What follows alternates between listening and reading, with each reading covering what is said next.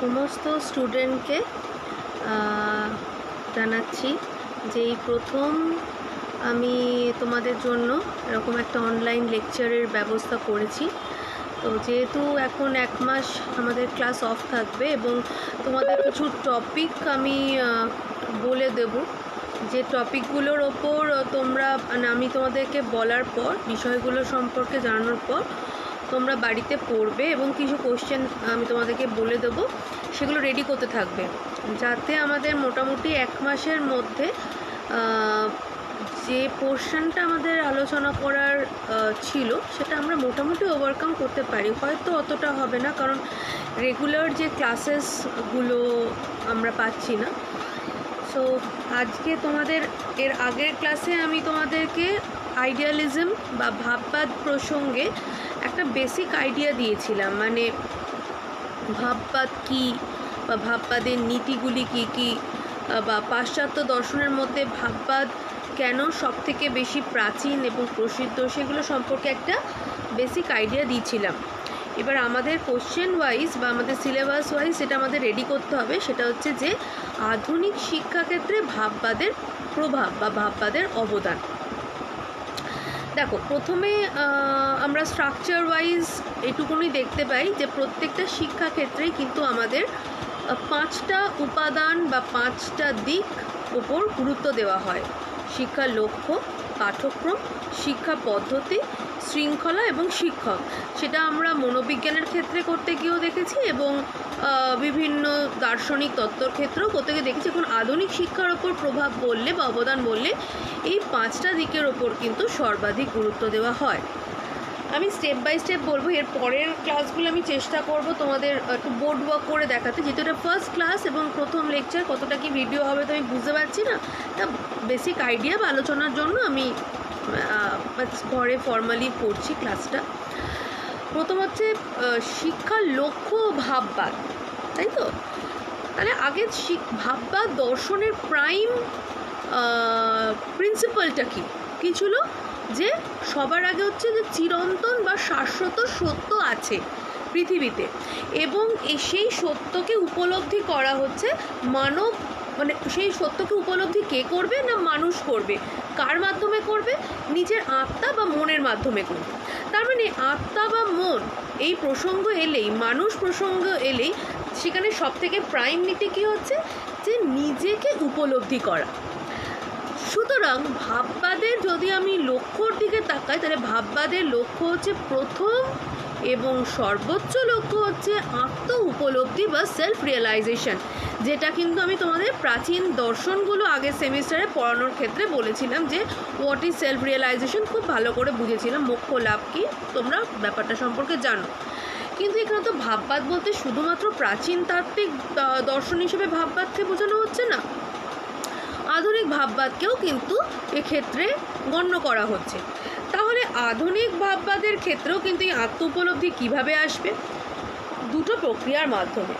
একটা হচ্ছে আত্মসক্রিয়তা আর একটা হচ্ছে আত্মপ্রতিষ্ঠা। আমি যে কথাগুলো বলছি যদি পারবে ভিডিওটা শুনে নোট করে নেবে। দুটো কথা বললাম, একটা হচ্ছে আত্মসক্রিয়তা, একটা হচ্ছে আত্মপ্রচেষ্টা। আত্মসক্রিয়তা আর আত্মপ্রচেষ্টার মাধ্যমে নিজেকে উপলব্ধি করা এবং শুধুমাত্র নিজের ব্যক্তিগত ক্ষেত্রে নয়, সামাজিক প্রেক্ষাপটে নিজেকে প্রতিষ্ঠিত করা, এটা হচ্ছে আধুনিক ভাববাদের কিন্তু প্রধান লক্ষ্য। আবার আমি একটা ডিফারেন্স করে বোঝাই যে প্রাচীন ভাববাদের লক্ষ্য কী ছিল? একমাত্র আত্ম উপলব্ধি, এবং আত্ম উপলব্ধির মাধ্যমে নিজের আত্মার সঙ্গে ঈশ্বরের আত্মা, মানে যেটা বলছে পরমাত্মা, মানে স্ব আত্মার সঙ্গে পরমাত্মার মিলন, সেটাই হচ্ছে আত্ম উপলব্ধি এবং তার মাধ্যমে মোক্ষ লাভ। সেটা প্রাচীন ভাববাদী দর্শন হিসাবে আমরা সেটা বলতে পারি। কিন্তু আধুনিক ভাববাদী দর্শন কিন্তু অনেক বেশি মানে ফ্লেক্সিবল, অনেক বেশি কিন্তু সামাজিক প্রেক্ষাপটে বিশ্বাস করে। সুতরাং আধুনিক ভাববাদ অনুযায়ী আত্মপ্রচেষ্টা এবং আত্মসক্রিয়তার মাধ্যমে কিন্তু আত্ম উপলব্ধি এবং সমাজের প্রেক্ষাপটে সেই আত্ম উপলব্ধি ঘটিয়ে বা নিজেকে প্রতিষ্ঠিত করা। তাহলে শিক্ষার লক্ষ্যকে আমরা দুদিক থেকে অ্যানালিসিস করতে পারবো বা বিশ্লেষণ করতে পারবো। একটা হচ্ছে ব্যক্তিগত ক্ষেত্রে আর একটা হচ্ছে সামাজিক ক্ষেত্রে, মানে দুটো লক্ষ্যই কিন্তু এক্ষেত্রে মানে ইম্পর্ট্যান্ট। এটা গেল লক্ষ্যের কথা। এরপরে যখন আমি ক্লাসে যাব তখন তোমাদের আরও ডিটেল বোঝাবো, জাস্ট বেসিক আইডিয়াগুলো নিয়ে নাও। যদি শিক্ষার লক্ষ্য বলতে এই ধরনের বিষয়কে বোঝায়, তাহলে শিক্ষার পাঠ্যক্রম কীরকম হবে? অবশ্যই শিক্ষার পাঠ্যক্রম হবে সংগঠিত, অবশ্যই শিক্ষার পাঠ্যক্রম হবে কিন্তু পূর্ব নির্ধারিত, এবং অবশ্যই শিক্ষার পাঠ্যক্রম হবে কিন্তু সমাজ উপযোগী। ঠিক আছে, সংগঠিত হবে, কারণ হচ্ছে যদি পাঠ্যক্রম শুধুমাত্র ব্যক্তিগত স্বার্থকে মানে চরিতার্থ করার জন্য গঠিত হয় বা তৈরি হয়, সেটা কিন্তু কখনোই সামাজিক প্রেক্ষাপট অনুযায়ী কিন্তু এর সফলতা আসতে পারে না। সুতরাং সামাজিক ক্ষেত্র এবং ব্যক্তিগত ক্ষেত্র উভয়ের দিককে সমানভাবে গুরুত্ব দেওয়ার জন্য আধুনিক শিক্ষায় যদি অবদান বলা হয় ভাববাদের, এই যে আমাদের পাঠ্যক্রম দেখছো এখন অনেক বেশি স্ট্রাকচার্ড, অনেক বেশি ফ্লেক্সিবল, এটা কিন্তু ভাববাদের অবদান। কারণ এরা কিন্তু একটা মানে নির্দিষ্ট কাঠামোয় বিশ্বাস করে যে শিক্ষার্থীরা কী শিখবে, কতটা জানবে, কোন বয়স থেকে কোন বয়সে শিক্ষার্থীকে তার মনোবিজ্ঞান জ্ঞানসম্মত কী শেখা উচিত, এই ধরনের বিষয়গুলো কিন্তু ভাববাদী দর্শন থেকেই কিন্তু আমরা গ্রহণ করেছি। তারা আধুনিক শিক্ষা কিন্তু ভাববাদী দর্শনের কাছে এই দিকগুলো থেকে কিন্তু বেশ কিছুটা ঋণী আমি বলতে পারি। শিক্ষা পদ্ধতি কেমন? তোমরা অবভিয়াসলি বলবে যে এখানে ম্যাডাম শিক্ষা পদ্ধতি বলতে বোঝানো হবে যে লেকচার মেথড, বাট এটা কিন্তু আধুনিক ভাববাদী দর্শনের প্রেক্ষাপটে আমি কখনোই বলতে পারবো না। প্রাচীন ভাববাদী দর্শন অবশ্যই বক্তৃতা মেথডে বিশ্বাস করতো, বা কিছু কিছু ক্ষেত্রে যে সেমিনার বলো বা প্যানেল ডিসকাশন বলো, এগুলো তো কোনো নতুন কনসেপ্ট নয়, এগুলো সবই কিন্তু প্রাচীন ভাববাদী দর্শনে ছিল। টোল বসতো, বা যেটাকে আমরা বলি যে সমাবেত হওয়া এক জায়গায়, পরিষদ গঠন হতো, এই ধরনের বিষয়গুলো কিন্তু প্রাচীন ভাববাদী দর্শনে বা ভাববাদী শিক্ষাক্ষেত্রে এগুলো ছিল। কিন্তু যখন বেদান্ত দর্শন থেকে যখন আমি প্রাচীন ভাববাদ, এটা তো তোমাদের অ্যাকর্ডিং টু ইউর সিলেবাস এটা তো পাশ্চাত্য দর্শনের আন্ডারে পড়ছে ভাববাদ, তাহলে প্রাচীন ভাববাদ অনেক বেশি মডার্নাইজ, অনেক বেশি আধুনিক এবং অনেক বেশি পাশ্চাত্য ভাবধারায় কিন্তু আদর্শায়িত।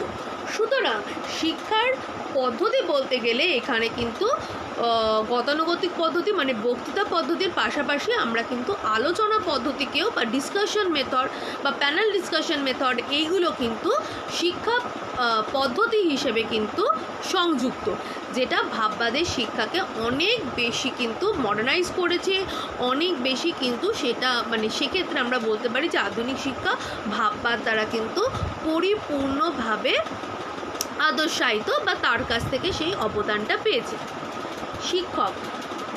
শিক্ষক আগের দিনও আমি ক্লাসে আলোচনা করেছি যে আমরা যতই বলি যে বর্তমানে শিক্ষার্থী ফ্রেন্ড ফিলোসফার গাইড, এই যে ফ্রেন্ড ফিলোসফার গাইড এই কনসেপ্টটা কিন্তু ভাববাদী দর্শন থেকেই এসছে, যেখানে শিক্ষক অবশ্যই একজন আদর্শ ব্যক্তিত্ব হবেন, যার মানে যাকে দেখে বা যার মানে চরিত্র বলো, তার বাচনিক ভঙ্গিমা বলো, তার প্রেজেন্টেশন বলো, এভরিথিং যেখানে শিক্ষার্থীকে কিন্তু প্রভাবিত করবে এবং শিক্ষার্থী কিন্তু এই শিক্ষকের আদর্শায়িত পথেই কিন্তু চলবে। এক্ষেত্রে শিক্ষার্থীকে কখনোই বাহ্যিকভাবে শিক্ষক কোনো ইনফ্লুয়েন্স করবেন না।